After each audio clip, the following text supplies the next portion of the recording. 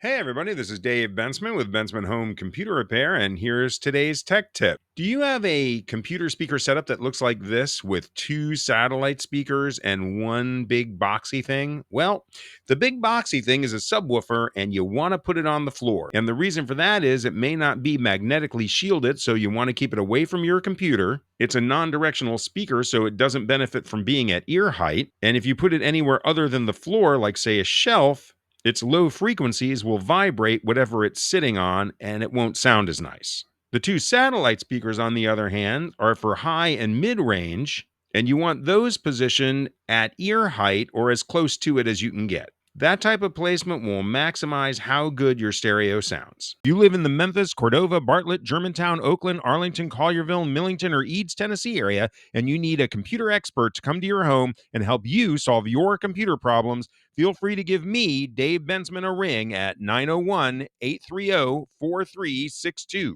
Mention ad code PCPerfect for 10% off your first visit.